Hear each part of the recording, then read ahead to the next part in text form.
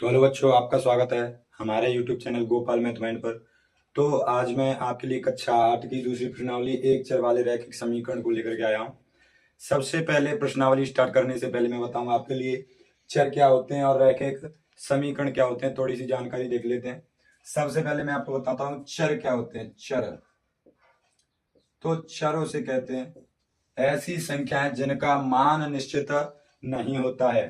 ऐसी संख्याएं ऐसी संख्याएं ऐसी संख्याएं ऐसी संख्याएं जिनका ऐसी संख्याएं जिनका मान निश्चित नहीं होता है। निश्चित नहीं होता है नहीं होता है उन्हें उन्हें चर संख्याएं कहते हैं। चर संख्याएं कहते हैं। जैसे जैसे कोई भी अंग्रेजी का पद हो, जैसे ए से लेकर के और जेड तक कोई भी पद आ जाए, या बड़ी ABC में से भी कोई भी पद आ जाए। जैसे एग्जांपल दूं मैं, 2x है, ये चर है। क्या है? चर का पद है। मैं जैसे बोलूं 4y है, चर का पद है। जैसे मैं बोलूं 8z है, चर का पद है। जैसे मैं बोलूं -3a है, ये भी चर का पद है। ऐसे भी बहुत सारे उदाहरण हो सकते हैं। मान निश्चित कैसे नहीं होता है? यानी कि कभी तो x का मान 1 आता है, कभी 2 आता है, कभी 4 आता है। यानी कि x या अंग्रेजी की कोई भी ऐसी संख्या जिसका मान फिक्स नहीं होता है, निश्चित नहीं होता है, उसे चर कहते हैं। अब चर के बाद आता है आपका अचर। क्या? अचर। अचर किसे कहते हैं? ऐसी संख्याएं जिनका मान निश्चित होता है। ऐसी संख्याएं ऐसी संख्याएं ऐसी संख्याएं ऐसी संख्याएं जिनका मान निश्चित होता है। मान निश्चित होता है उन्हें उन्हें अचर संख्याएं कहते हैं। उन्हें अचर संख्याएं कहते हैं। उन्हें अचर संख्याएं कहते हैं। उन्हें अचर संख्या कहते हैं। तो अचर किसे कहते हैं? ऐसी संख्याएं जिनका मान निश्चित होता है, उन्हें अचर संख्याएं कहते हैं। जैसे जैसे जैसे कोई भी गिनती हो, 1 से लेकर के अनंत तक माइनस की भी संख्या होती है, वो भी अचर होती है। यानी कि कोई भी 2 है, 3 है, 4 है, कोई भी अनंत तक कितनी भी संख्या हो सकती है। यानी कि सभी क्या है? अचर है। पूर्णांक संख्या सभी क्या है? अचर। क्यों? क्योंकि 2 को हमेशा 2 ही बोलेंगे, ना कि 2 को 4 बोलेंगे, ना कि 5 बोलेंगे। ठीक है, इसीलिए ये कैसी है? अचर। आप इतना नोट कर सकते हैं। इसके बाद हमारे आते हैं समीकरण। व्यंजक और बहुपद क्या होते हैं, किसे कहते हैं? सबसे पहले देखते हैं हम व्यंजक या बहुपद। तो पहले हम देखेंगे व्यंजक। क्या? व्यंजक या बहुपद। बहुपद, व्यंजक या बहुपद। देखो, व्यंजक और बहुपद में क्या है और समीकरण में क्या अंतर क्या होता है? जैसे मैंने लिखा 2x + 4। अच्छा, इसमें पद कितने हैं? तो पद हमेशा ऋणात्मक और धनात्मक चिन्ह, यानी कि प्लस का और माइनस का चिन्ह बताता है कि बहुपद या व्यंजक में पद कितने हैं। तो इसमें पद हैं, देखो, प्लस से पहले वाला एक पद और एक प्लस के बाद वाला पद, यानी कि इसमें 2 पद हैं। द्विपदी व्यंजक या द्विपदी बहुपद है ये। इसको बहुपद भी बोल सकते हैं। 2 से अधिक या एक ही हो से बहुपद ही बोला जाता है। ठीक है।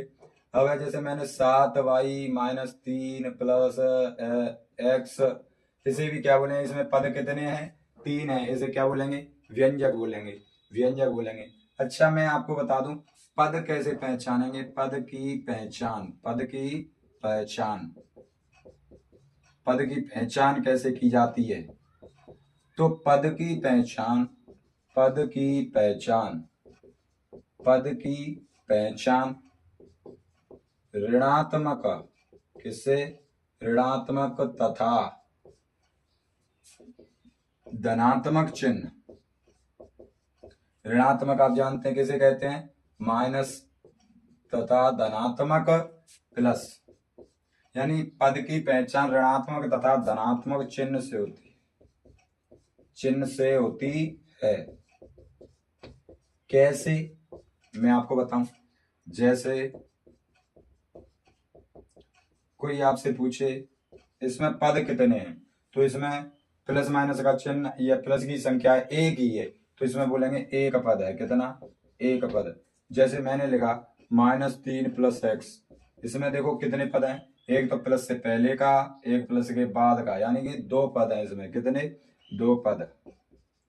अब मैं बोलूं 3 + 6y + x × 5, इसमें कितने पद? तो देखो प्लस से पहले का 1, प्लस के बाद का 2, फिर इस प्लस से बाद का 3, तो कितने पद हैं?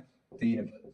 तो पद की पहचान हमेशा प्लस और माइनस के चिन्ह से की जाती है। जैसे एक माइनस का उदाहरण लूं, 2x - 4y + 6 और -8y, इसमें कोई पद पूछे तो कितने होंगे? देखो माइनस से पहले का एक पद, माइनस के बाद का 2 पद, फिर प्लस के बाद का 1 पद, फिर ये माइनस के बाद का पद।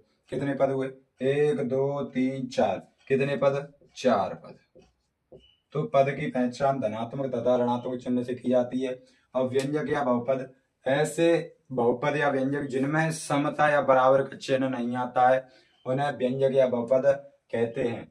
क्या लिखेंगे इसमें? इसमें बराबर का क्वेश्चन में लिख देता हूं, बराबर क्या? बराबर का चिन्ह नहीं आता है, चिन्ह नहीं आता है, बराबर का चिन्ह नहीं आता है। बराबर का चिन्ह नहीं आए वही है व्यंजक या बहुपद। आप इतना नोट कर सकते हैं। उसके बाद हम आते हैं समीकरण किसे कहते हैं। अब है समीकरण। क्या? समीकरण। समीकरण क्या होता है वो उसे देखेंगे। कुछ नहीं है, ऐसा व्यंजक या बहुपद उसमें बराबर का चिन्ह आ जाए तो उसे फिर समीकरण बोलेंगे। तो समीकरण किसे बोलेंगे? समीकरण ऐसा व्यंजक या बहुपद, इसमें ऐसा व्यंजक जिसमें बराबर, या इसे बोलते हैं बराबर क्या? बराबर या समता। तो क्या परिभाषा हुई? ऐसा व्यंजक जिसमें बराबर या समता का चिन्ह, बराबर या समता का चिन्ह आता है, बराबर या समता का चिन्ह आता है, उसे समीकरण कहते हैं। समीकरण कहते हैं। अब जैसे मैं कुछ भी लिखूं, एक व्यंजक लिखा 2x, तो अभी तक तो ये व्यंजक है। अगर मैंने इसमें बराबर लिख के और 2 लिख दिया, अगर इसमें बराबर का चिन्ह आ गया, इसे क्या बोलेंगे? बराबर या समता। बराबर या समता। तो अब ये कहलाएगा क्या? समीकरण। अब क्या कहलाएगा? समीकरण। अगर इसमें से बराबर चिन्ह को हटा दूं, 2 को हटा दूं, तो ये व्यंजक बचेगा। जिस व्यंजक में बराबर का चिन्ह आ जाए उसे समीकरण बोलेंगे। अगर समीकरण में से अगर बराबर को हटा दें तो फिर वो समीकरण नहीं होगा, फिर वो व्यंजक होगा। अब इसके बाद आता है, आप चर बता दिया मैंने, अचर बता दिया, पद की पहचान बता दी, और समीकरण और व्यंजक या बहुपद बता दिए। अब इसके बाद मैं बताता हूं रैखिक समीकरण किसे कहते हैं। क्या? रैखिक समीकरण किसे कहते हैं? रैखिक समीकरण। अब है आपकी रैखिक समीकरण। रैखिक समीकरण। कोई आपसे पूछे कि आपकी प्रश्नावली का नाम है एक चर वाले रैखिक समीकरण, तो रैखिक समीकरण किसे कहा जाता है? तो ऐसे समीकरण जिनकी अधिकतम घात 1 होती है। ऐसे समीकरण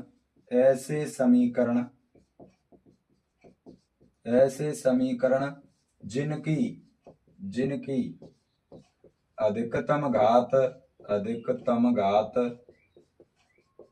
क्या होती है, एक होती है,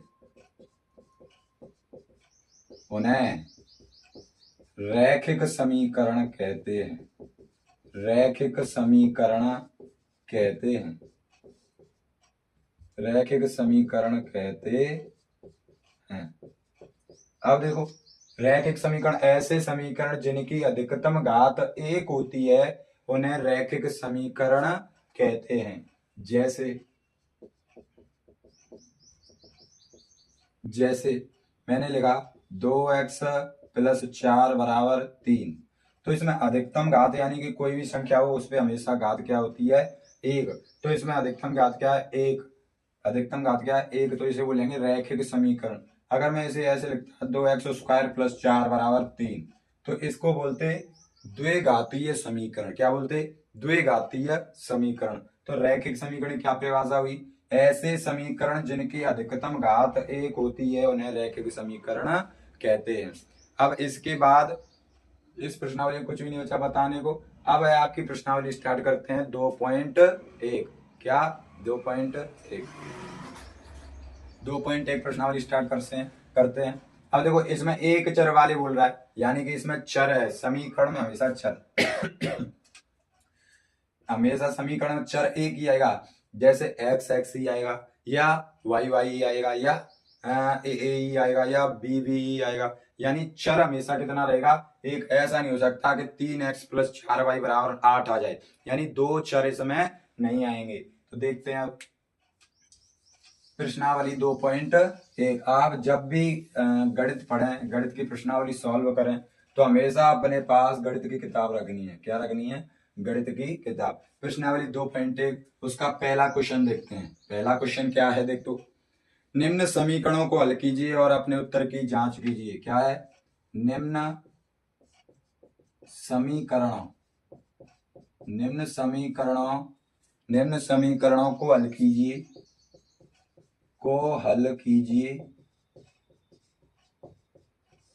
निम्न समीकरणों को हल कीजिए और अपने उत्तर की जांच कीजिए, और अपने उत्तर की जांच कीजिए, अपने उत्तर की जांच कीजिए। देखो, पहले का पहला क्या है, 3x = 2x + 18।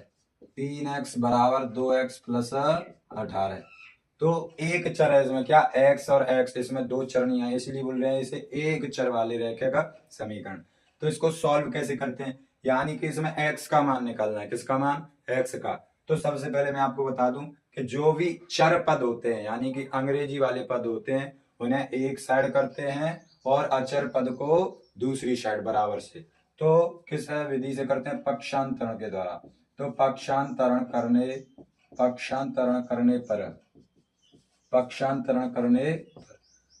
क्या करेगा, 3x तो इधर ही है, तो 3x की तो 3x। अब क्या है, देखो अंग्रेजी का या चर पद कौन सा बचा है, 2x। कितना, 2x।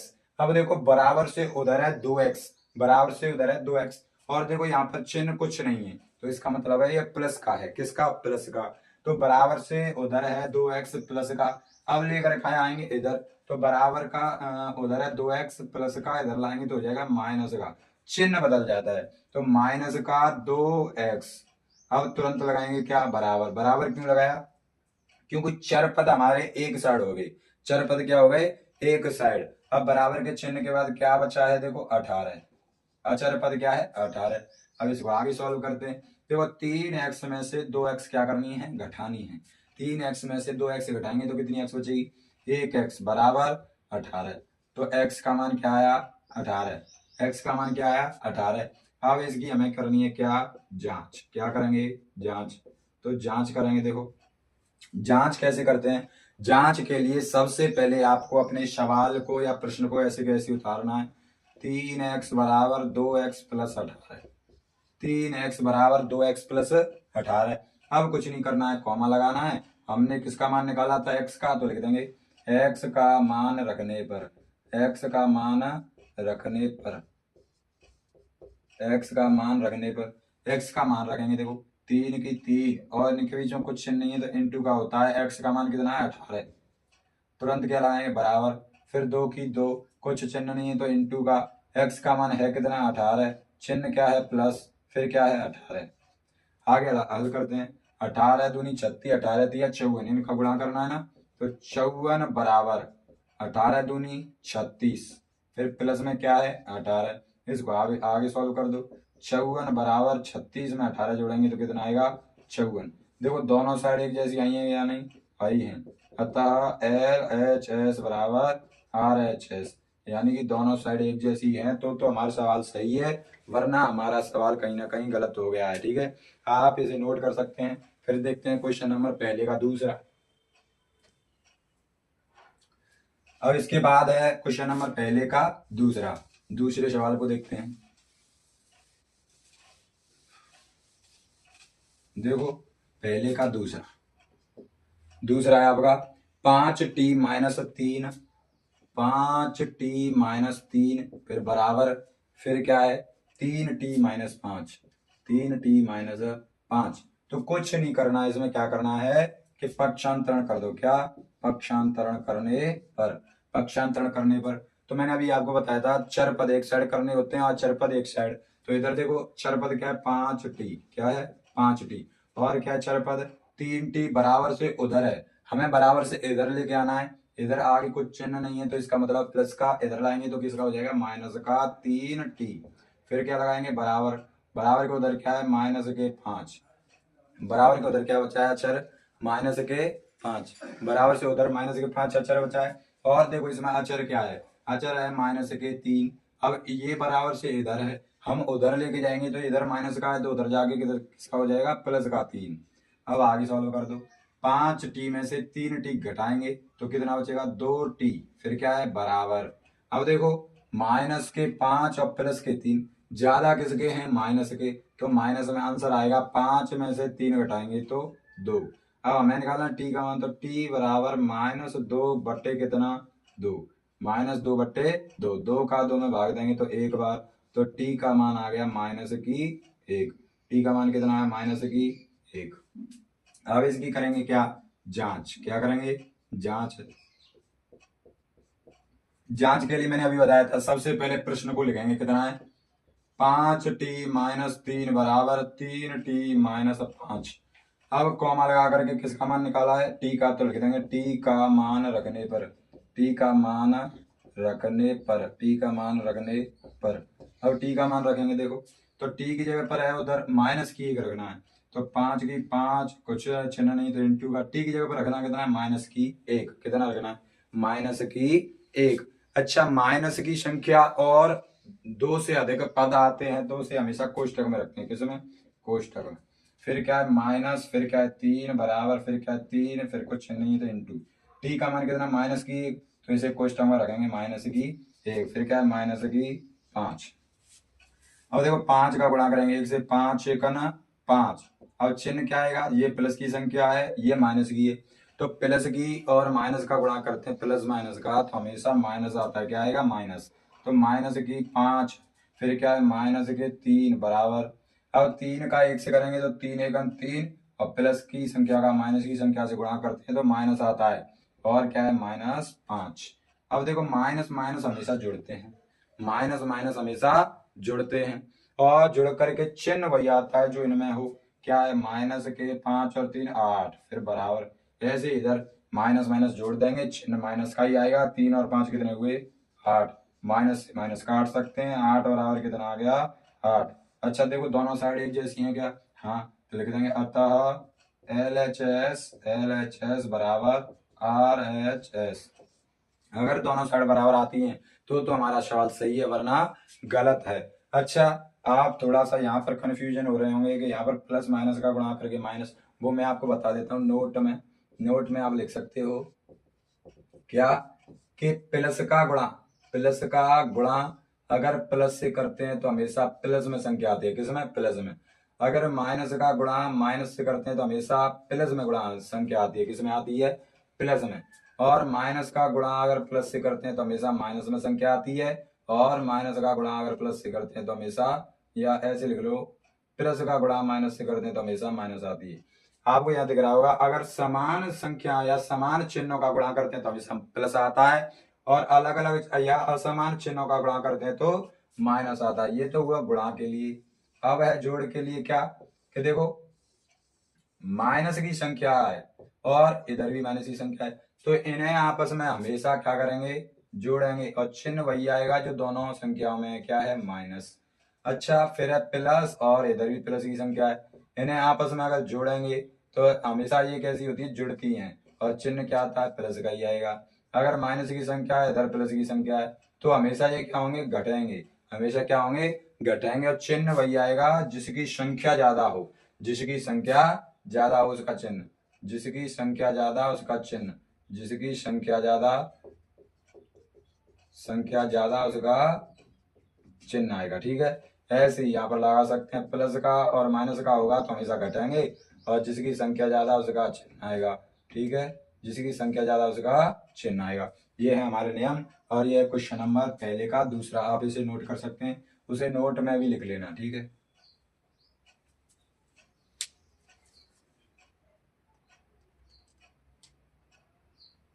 ये क्वेश्चन नंबर 2 है, पहले का दूसरा नहीं, ये तो सवाल लिख रखा है, ये 2 है, और पहला था 1। अच्छा, अब क्वेश्चन नंबर देखते हैं 3। अब कौन सा देखते हैं, क्वेश्चन नंबर 3। क्वेश्चन नंबर 3 देखेंगे, क्वेश्चन नंबर 3।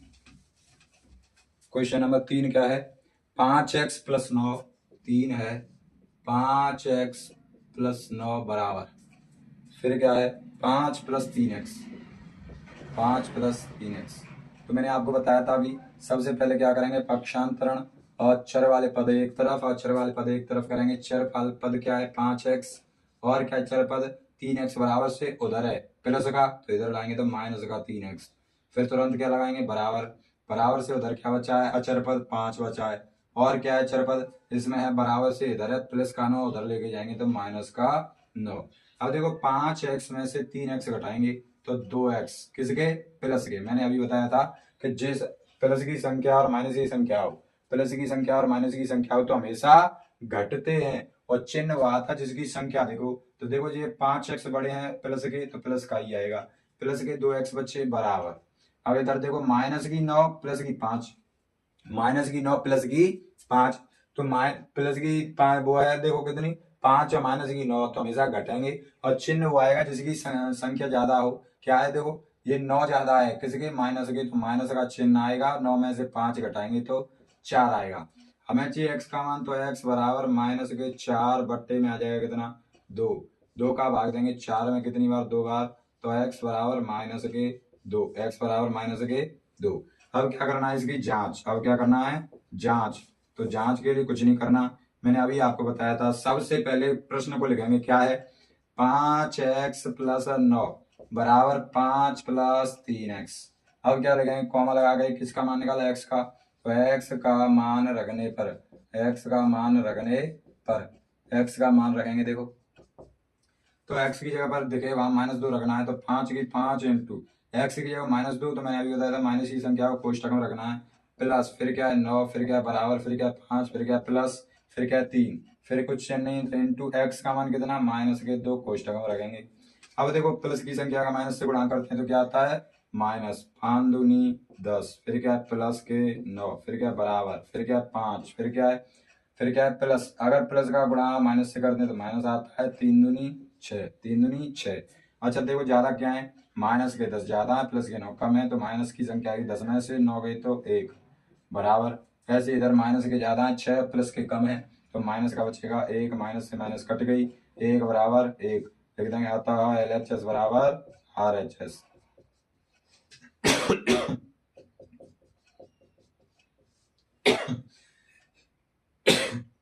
आप यहां तक लिख सकते हो।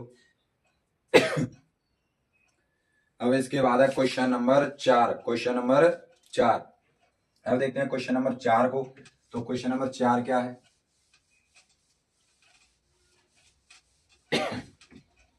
क्वेश्चन नंबर 4, क्वेश्चन नंबर 4 है हमारा, 4z प्लस 3, 4z प्लस 3 बराबर 6 प्लस 2z, 6 प्लस 2z। अब क्या करना है, मैंने अभी बताया था पक्षांतरण के द्वारा, पहले चर पद और अचर पद एक साइड करेंगे। चर पद क्या है, 4z और क्या है प्लस के 2z बराबर से उधर साइड इधर लाएंगे तो माइनस के 2z, फिर क्या है बराबर, बराबर के उधर क्या है 6। अच्छा इधर और क्या है प्लस के 3 बराबर से उधर ले जाएंगे तो माइनस के 3। 4 में से 2 घटाएंगे तो 2z, फिर क्या बराबर 6 में से 3 गया तो 3। तो z का मान कितना आया 3/2। z का मान कितना 3/2। अब करेंगे इसकी क्या जांच, क्या करेंगे जांच।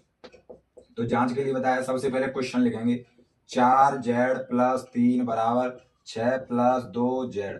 अब कॉमा लगा करके लिख देंगे z का मान रखने पर, z का मान रखने पर, z का मान रखेंगे देखो तो z देखे वहां पर 3/2 रखना है, 4 की 4 कुछ चिन्ह नहीं, इंटू z का मान 3/2। अगर माइनस में होता है तो कोष्टक लगाते, प्लस फिर 3 फिर बराबर फिर 6 प्लस फिर 2 कुछ नहीं तो इंटू z का मान कितना 3/2। अब आगे सॉल्व कर दो, 2 का भाग देंगे 4 में 2 बार और 2 से 2 गया 1 बार। तो देखो 2 का गुणा करना है 3 से, 2 तिया 6 प्लस कितनी 3 बराबर 6 प्लस 3 एकन 3। अच्छा 6 में 3 जोड़ेंगे 9 बराबर 6 में 3 जोड़ेंगे 9। अतः LHS बराबर RHS, दोनों साइड बराबर आई है तो इसका मतलब हमारा सवाल सही है, आप इसे नोट कर सकते हैं। इसके बाद है हमारा क्वेश्चन नंबर 5। कौन सा क्वेश्चन नंबर 5? क्वेश्चन नंबर 5 क्या देखते हैं, क्वेश्चन नंबर 5। क्वेश्चन नंबर 5 क्या है,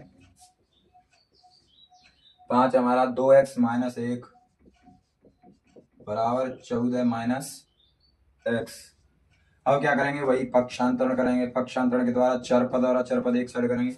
चरपद क्या है इधर 2x और क्या है इसमें माइनस की x बराबर से उधर है, इधर ले आएंगे प्लस की x हो जाएगी, बराबर क्या है 13। अच्छा प्लस की एक माइनस की 1 बराबर से इधर है उधर जाएगी तो 14 है इधर, सॉरी बराबर के उधर है 14 और माइनस की 1 बराबर से इधर है उधर लेके जाएंगे तो प्लस की 1। अच्छा 2x और 1x कितनी हो गई 3x, फिर क्या है बराबर 14 में 1 जोड़ देंगे कितना 15।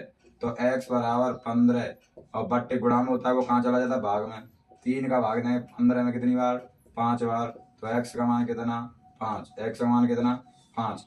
अब करेंगे इसकी क्या जांच, अब करेंगे इसकी क्या जांच। जांच के लिए सबसे पहले प्रश्न लिखना है 2x माइनस 1 बराबर 14 माइनस x, 14 माइनस x। अब कॉमा लगाएंगे तो लिख देंगे x का मान रखने पर, x का मान रखने पर, x का मान रखने पर।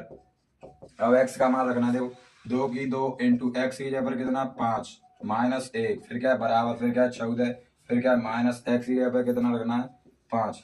ठीक है अब देखो 5 दूनी 10 फिर क्या है माइनस 1 बराबर 14 में से 5 घटाएंगे तो कितना बचेगा 9। अच्छा 10 में से 1 घटाए तो 9 बराबर में क्या है 9। अतः LHS बराबर RHS, LHS बराबर RHS। तो अगर ये समान नहीं आते तो हमारा सवाल कहीं ना कहीं गलत हो जाता। तो हमने आज किए सवाल 5 प्रश्नावली 2.1 एक चर वाले रैखिक समीकरण के क्वेश्चन 5 हल कर लिए हैं। इससे आगे मैं बताऊंगा अगली वीडियो में, और आप जितना पढ़ेंगे उतना ही अच्छा है, और बार बार रिवीजन जरूर करते रहें इन प्रश्नों का। धन्यवाद।